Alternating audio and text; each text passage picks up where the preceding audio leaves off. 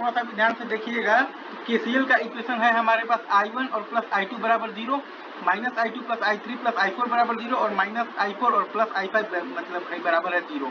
मतलब कि minus I1 minus I3 minus I5 है और बराबर भी है आपके पास 0। तो वो आप लिख सकते हैं A इंटू IE बराबर आप लिख दीजिएगा 0। यही है आपका बेसिकली केसीएल का इक्वेशन है, राइट।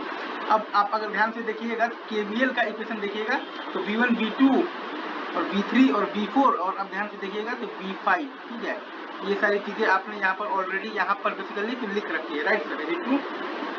तो इस बेसिस पर आपके पास जो BE है वो आ जाएगा आपके पास बेसिकली 8 का ट्रांसपोज इंटू आ जाएगा VN आ जाएगा, राइट।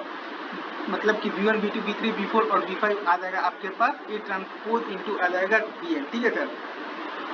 देखिए V5 है आपके पास V3 माइनस आ जाएगा V4 और V1 है आपके पास V1 माइनस आ जाएगा बेसिकली तो V4 और V2 है आपके पास V1 माइनस V2 और V3 है आपके पास V2 माइनस आ जाएगा तो V4 और V4 है आपके पास V2 माइनस V3 और V5 है आपके पास V3 माइनस V4। तो ये आप लिख सकते हैं V बराबर आप लिख दीजिएगा A का ट्रांसपोज इंटू आ जाएगा VN। अब इन दोनों की मदद से अगर आप यहाँ पर ध्यान से देखिएगा तो IE आता है आपके पास GE इंटू BE और प्लस IAC माइनस आता है GE इंटू आता है BAC। तो AIE बराबर 0 का यूज कर देंगे, बराबर आ जाएगा AGE into A transpose into BN और plus A into IAC minus AGE into आ जाएगा BAC। मतलब कि AGE इंटू A का ट्रांसपोज इंटू BN बराबर आ जाएगा AGE BAC minus A into आ जाएगा बेसिकली IAC, राइट। मतलब कि आपके पास आ जाएगा YN इंटू BN बराबर आ जाएगा बेसिकली आ जाएगा ISN, जहाँ पर कि YN है आपके पास A into GE into A का ट्रांसपोज और ISN है आपके पास AGE into BAC minus A into IAC। तो BN आपके पास आ जाएगा YN का इनवर्स इंटू ISN और BE आपके पास आ जाएगा A का ट्रांसपोज इंटू आ जाएगा बेसिकली क्या आ जाएगा BN, right sir, is it true, ठीक है।